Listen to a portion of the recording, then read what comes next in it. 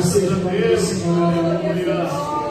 Deus é grande, Deus é poderoso, Deus é majestoso, aleluia. Ele está aqui neste lugar para receber o nosso louvor, a nossa adoração. Louvado seja Deus. Eu convido a igreja, de pé nós venhamos fazer a leitura da sua palavra esta noite. Que coisa boa estarmos na presença do Senhor. Que coisa boa nós estamos aqui sentindo a presença do Senhor. Não existe coisa melhor do que nós estarmos na presença do Senhor.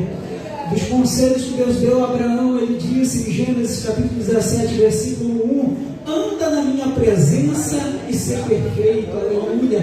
Porque nós sabemos que na presença, Deus ele sabe que na sua presença há alegria, na sua presença há paz, na sua presença há prosperidade, na sua presença nós sentimos, aleluia, a comunhão e a presença do Senhor que está aqui neste lugar, que faz com que nós, aleluia, sentimos uma alegria indescritível e que nós vamos para o nosso lar cheios da sua presença, aleluia. Nada pode roubar de nós a presença do Senhor, nada pode tirar de nós o seu Espírito Santo, aleluia. Louvado seja Deus. Abra sua Bíblia comigo, livro de 1 Reis. Louvado seja Deus. Capítulo de número 18.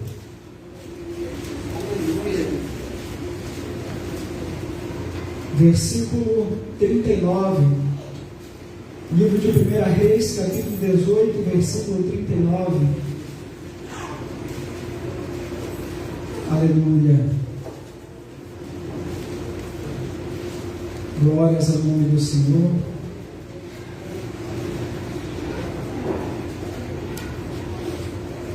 Amém. Louvado seja Deus. Diz assim a palavra do Senhor: o que vendo todo o povo caiu sobre os seus rostos e disse: só o Senhor é Deus, só o Senhor é Deus. Vou ler mais uma vez. O que vendo todo o povo caiu sobre os seus rostos e disse: só o Senhor é Deus, só o Senhor é Deus. Eu convido a igreja a ler comigo pela terceira vez. O que vendo todo o povo caiu sobre os seus rostos e disseram: só o Senhor é Deus, só o Senhor é Deus. Aleluia. Quer ver uma coisa? Só as mulheres.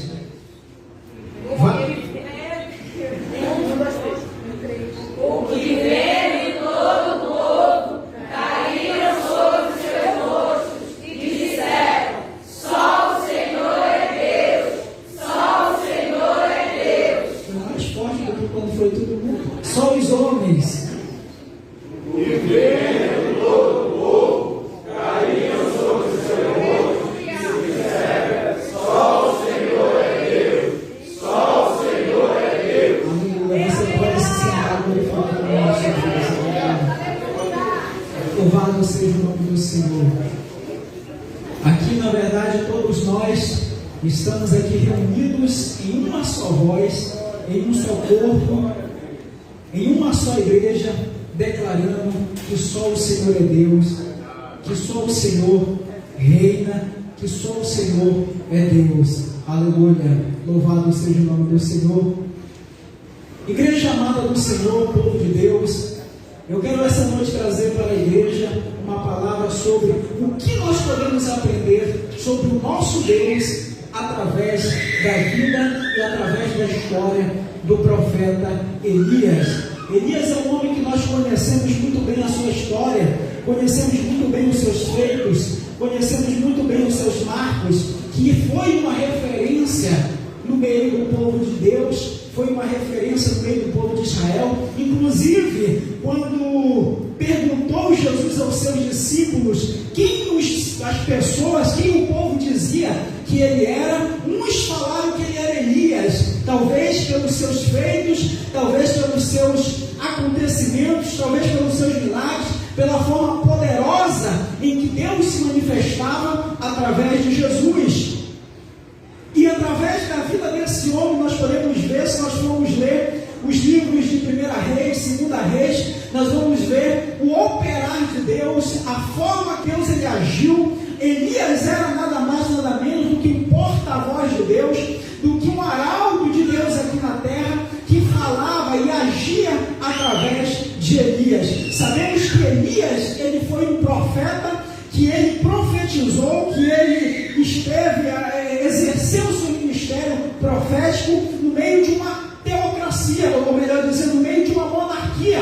Porém, não foi essa a vontade de Deus. A vontade de Deus é que ele reinasse no meio do seu povo, que ele fosse a voz absoluta no meio da nação. Porém, nós sabemos que o povo insatisfeito com a governança de Deus, ele chega para Samuel e diz que eles queriam um rei sobre a nação, que eles queriam um rei, um governante sobre a nação. E então é a partir daí que o povo de Israel sai de um governo teocrático e passa para uma monarquia, onde um homem escolhido por Deus, ele seria, aleluia, o homem que governaria aquela nação, seria o chefe daquele estado, em outras palavras.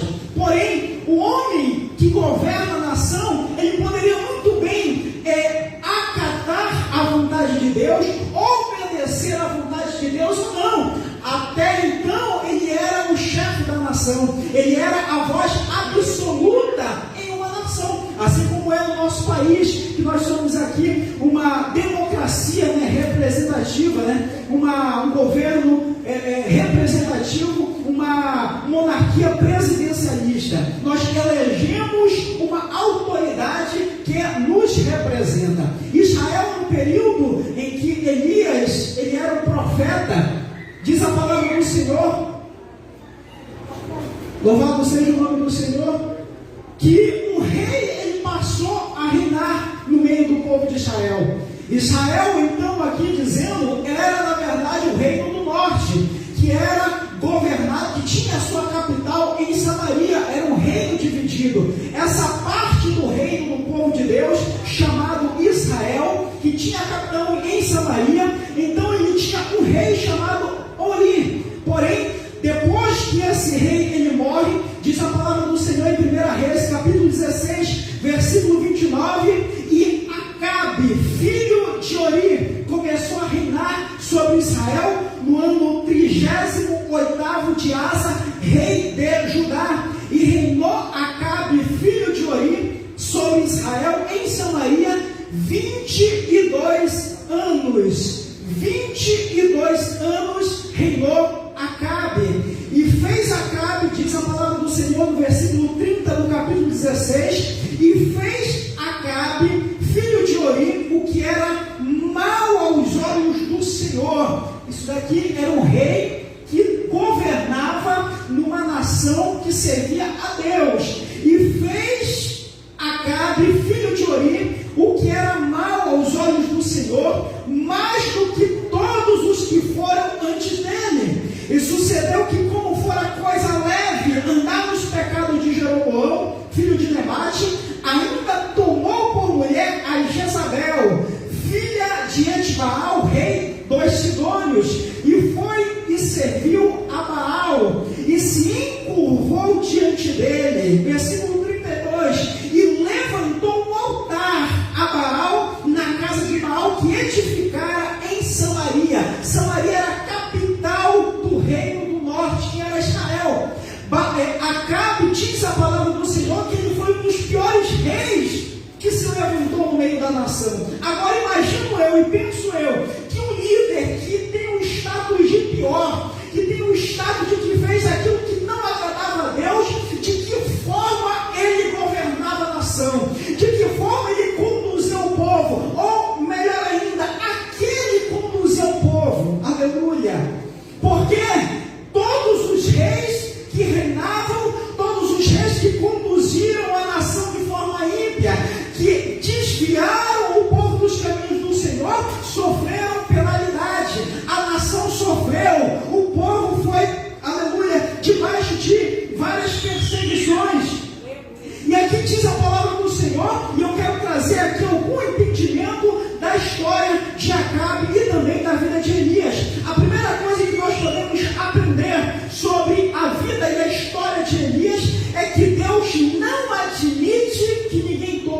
lugar. Deus não admite que ninguém tome o seu lugar. Deus, ele é soberano. Isto é, ele tem todo o poder. Ele tem toda a glória. Deus, ele está acima de tudo. Deus, ele criou todas as coisas e ele não permite uma das coisas. Deus, ele não permite que ninguém tome o seu lugar. Aqui, como eu falei, todos os reis tiveram uma consequência. Depois disso daqui, diz a palavra do Senhor no capítulo 17, versículo 1. Então Elias, o presbita dos moradores de Gileade, disse a Acabe: vive o Senhor Deus de Israel, perante cuja face estou, que nestes anos nem orvalho, nem chuva haverá, senão segundo a minha palavra. Não vai chover, não vai chover, não vai ter chuva. E nós sabemos que a atividade daquele povo era não só pastoril, mas era também agrícola. E Baal, para quem não sabe, era adorado como uma divindade que era uma divindade da fertilidade, digamos assim. É por isso que o povo recorria a Baal, porque entendia que adorando a Baal, ele tinha uma boa plantação, adorando a Baal, ele tinha uma boa colheita. E Deus, ele fala: não vai haver chuva, e eu quero ver se Baal vai fazer chover. Se Baal é o Deus da fertilidade, eu quero ver se vai plantar, eu quero ver se vai haver colheita, eu quero ver se vai haver outro que vai me substituir em abençoar a nação. Deus, ele não manda cessar a chuva porque ele achou que naquele momento, não. Deus, ele estava enviando um castigo à nação, mostrando que não existe outro Deus a não ser o nosso Deus. Deus não admite que ninguém tome o seu lugar. Agora bora trazer para cá para nós. E nas nossas vidas, aleluia, Deus, ele tem o seu lugar exclusivo. E na nossa casa, Deus, ele tem o seu lugar guardado. E no nosso lar, no meio da nossa família, Deus, ele tem o seu lugar reservado. Aleluia. Eu fico besta de ver como tem crente que sabe tudo de futebol, de série, de novela, mas não entende nada de Bíblia. Que lugar Deus, ele tem nessa vida? Tem crente que sabe de tudo, de assuntos, né? Mas não sabe nada das coisas de Deus. Que lugar Deus, ele tem nessa vida? Deus, ele não admite que ninguém tome o seu lugar. Aleluia. Quem é adorador, quem cultua a Deus, ele já começa lá na sua casa.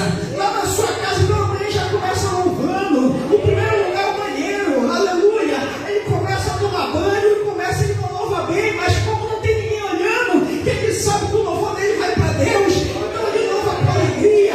Ele solta aquela nota desafinada, mas ele solta com alegria, porque quem está ouvindo é o Senhor dos Senhores e o Deus dos deuses. Aleluia. Louvado seja o nome do Senhor. A segunda coisa que eu aprendo com a história e com a vida de Elias é que Deus, ele é o Deus da providência. Deus, ele é o Deus da providência. Um dos nomes representativos de Deus é Jeová, aleluia, Jeová Jiré. Louvado seja o nome do Senhor. O Deus proverá. Deus proverá. A primeira manifestação desse nome foi com Abraão. Deus, ele fala a Abraão, ele diz para o seu filho: Deus proverá para seu cordeiro. Deus é o nosso Deus, ele é um Deus de providência. No texto que nós lemos, quando Elias, ele diz que não vai mais chover e não chove, ok? A nação começa a cair a sua produção, começa a funcionar, começa a haver uma certa racionalidade.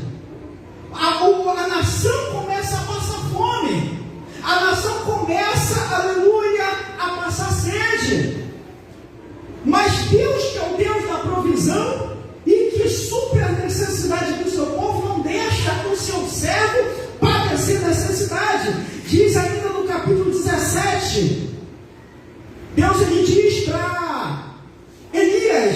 versículo 3: vai-te daqui e vira-te para o oriente, e esconde-te junto ao ribeiro de Querite, que está diante do Jordão, e há de ser que beberás do ribeiro, e eu tenho ordenado aos corvos que ali te sustentem. E foi, e fez conforme a palavra do Senhor, porque foi e habitou junto ao ribeiro de Querite, que está diante do Jordão, e os corvos lhe traziam pão e carne pela manhã, também pão e carne pela noite, e bebia do ribeiro. Olha só, a nação onde o rei, ele era servido pelas melhores especiarias, estava passando fome, mas o homem de Deus, aleluia, estava sendo sustentado pelo próprio Deus.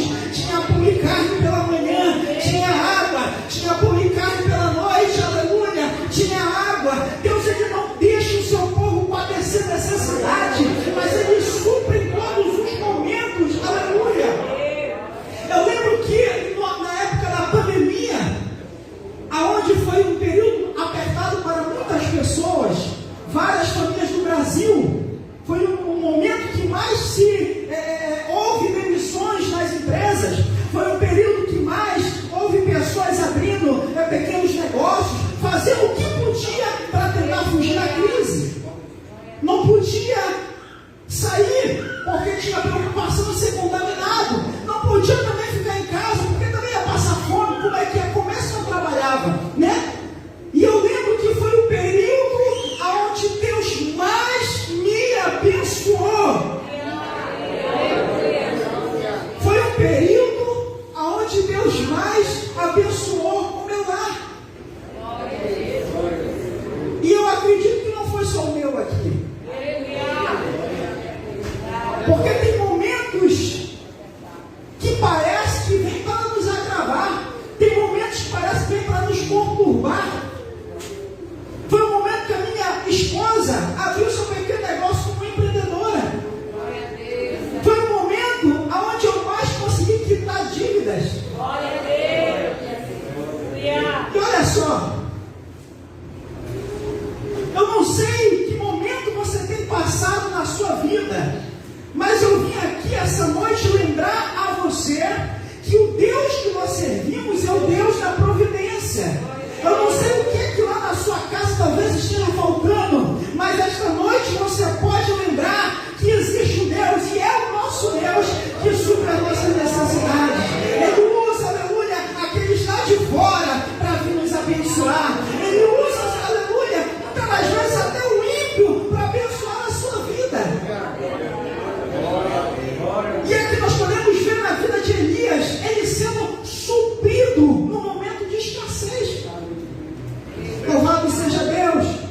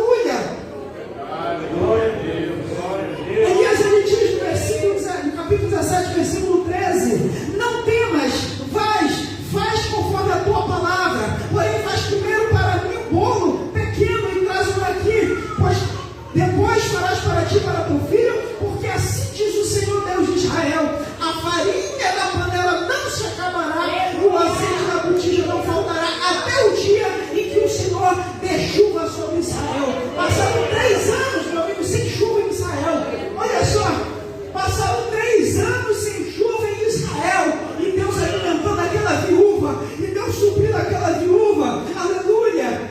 Foram 40 anos o povo no deserto. Quanto tempo é que Deus vai abençoar toda a sua vida, meu irmão? Quanto você se manter fiel a Deus, Deus ele tem bênçãos para a sua vida. Louvado seja o nome do Senhor. O que é que nós podemos aprender sobre a vida, sobre o nosso Deus, através da vida de Elias e da sua história? Em terceiro lugar, Deus jamais deixará de ser reconhecido como Deus.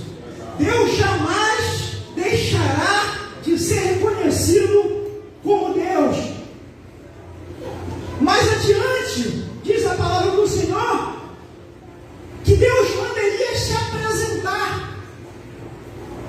Que Deus manda Elias, aleluia, se apresentar diante de Acabe. Olha só, o homem que falou que não ia chover, e não era nem segundo a palavra de Deus, segundo a palavra dele. Ele falou: não vai chover segundo a minha palavra. E Deus ele manda ele correr de lá, porque eles não iam ficar felizes, contentes. Corre daí, senão eles vão já te pegar. E ele estava fugindo, procurava Elias em todo lugar e não encontrava. Procurava Elias em todas as nações e não achavam. Tinham que jurar, vai ler o texto. Tinham que jurar que não achavam Elias. Estavam atrás de Elias e a fim de descer a lenha nele. E Deus manda Elias se apresentar a Acabe. Olha só. Mas se Deus ele manda, aleluia, ele responde, aleluia. Se Deus ele manda, Deus ele responde. Ele está com você. Louvado seja Deus. E nós podemos ver mais adiante, diz a palavra do Senhor. Louvado seja Deus. Ele diz, no capítulo 18, versículo 17: e sucedeu que, vendo Acabe, que Elias disse: és tu o perturbador de Israel? Isto é, Acabe estava perguntando: é tu que perturbas a nação? Então disse ele: Elias, eu não tenho perturbado a Israel, mas tu e a casa de teu pai, porque deixastes os mandamentos do Senhor e seguistes aos Baalins. Agora, pois, envia e ajunta todo Israel no Monte Carmelo, como também os 450 profetas de Baal e os 400 profetas de Azera, que comem da mesa de Jezabel. Então enviou Acabe os mensageiros a todos os filhos de Israel e ajuntaram os profetas no Monte Carmelo. Então Elias chegou a todo o povo e disse: até quando cocheareis entre dois pensamentos? Se o Senhor é Deus, seguiu, e se Baal é Deus, seguiu. Porém o povo não lhe respondeu nada. Isto é, era uma nação que estava entregue à idolatria. É algo totalmente diferente o que disse Josué no capítulo 24, versículo 15: se porém vos parece mal servir ao Senhor, escolher hoje a quem sirvas, seus deuses a quem serviram vossos pais, que estavam além do Jordão, ou aos deuses dos amorreus cuja terra habitas. Porém eu e minha casa serviremos ao Senhor. O povo disse: não, nós vamos servir ao Senhor, jamais nós vamos deixar o caminho do Senhor. E aqui nós vemos uma nação calada, uma nação que não se posiciona, que não diz se quer servir a Deus ou se quer servir aos deuses, que não diz se quer adorar a Deus ou se quer adorar aos outros deuses. Uma nação que está totalmente corrompida, doente espiritualmente, porque tem um rei que não é um rei que teme ao Senhor, que é um rei que não é um rei que tem Deus como Deus.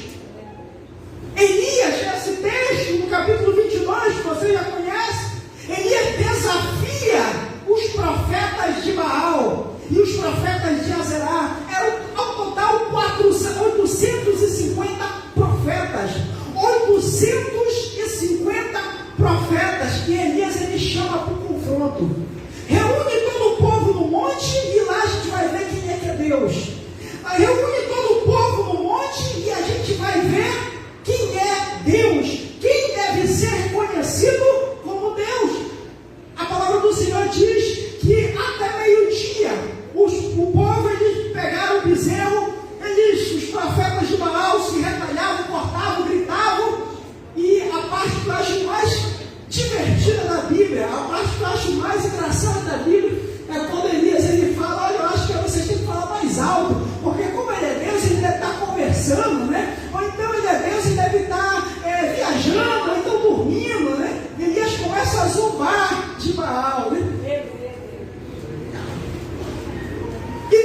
nada foi respondido.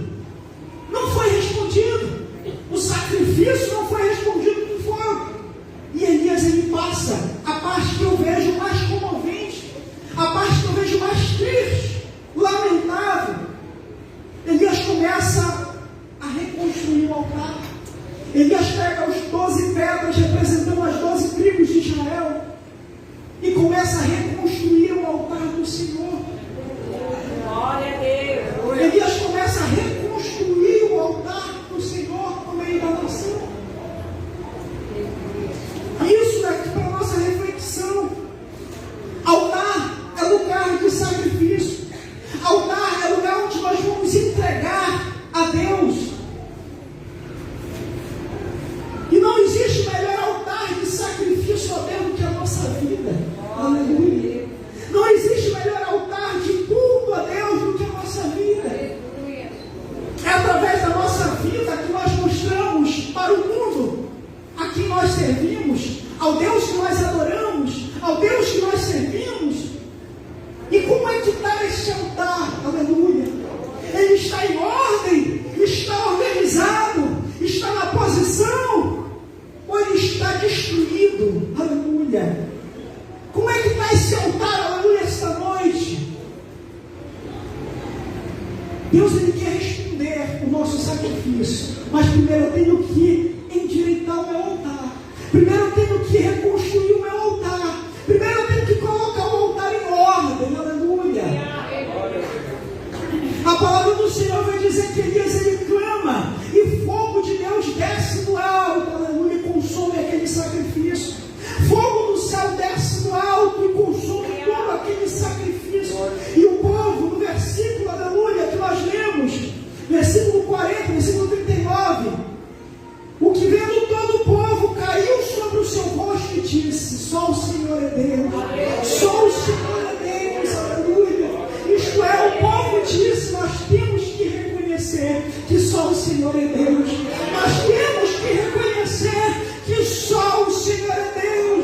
A nação em que nós vivemos, a nação em que nós, aleluia, adoramos, moramos, é uma nação onde ela tem na sua legislatura, nós somos um Estado laico, nós somos uma nação laica, cada um tem o direito de cultuar a quem quiser, cada um tem o direito de prestar culto, está na nossa Constituição, artigo 5º, inciso 6, cada um tem o direito e tem o direito resguardado.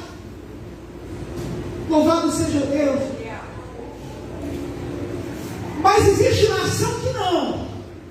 Existem nações onde ela tem a sua religião fundada na sua política, no seu Estado.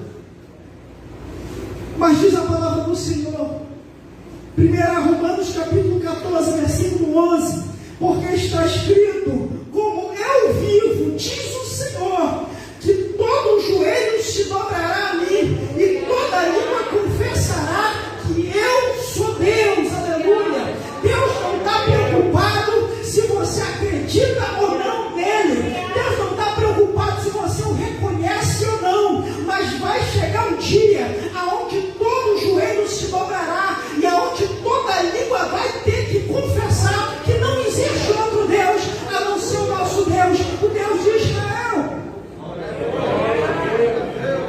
Filipenses capítulo 2, versículo 9 a 11 diz: por isso também Deus o exaltou soberanamente e lhe deu um nome que é sobre todo nome, e para que no nome de Jesus se dobre todo o joelho, e dos que estão nos céus e na terra, debaixo de da terra, e toda língua confesse que Jesus Cristo é o Senhor, para a glória de Deus Pai. Nós estamos aqui adorando o nosso Deus, nós estamos aqui reconhecendo que Ele é Deus na nossa vida, nós estamos aqui reconhecendo que Ele é o nosso Senhor, o nosso Salvador. Mas um dia toda a nação vai ter que reconhecer. E aqui eu quero, para eu finalizar, eu quero chamar a atenção da igreja. A nação de Israel estava doente, porque não tinha um representante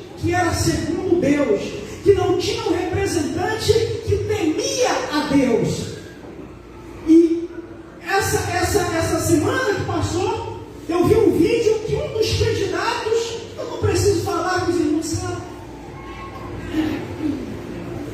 uma autoridade chega para ele e diz: eu fui enviada por Exu para fazer uma agó, e a encruzilhada do balaio é o Senhor. Cada um tem o direito, como eu já citei aqui a nossa Constituição, mas não nos representa, não nos representa.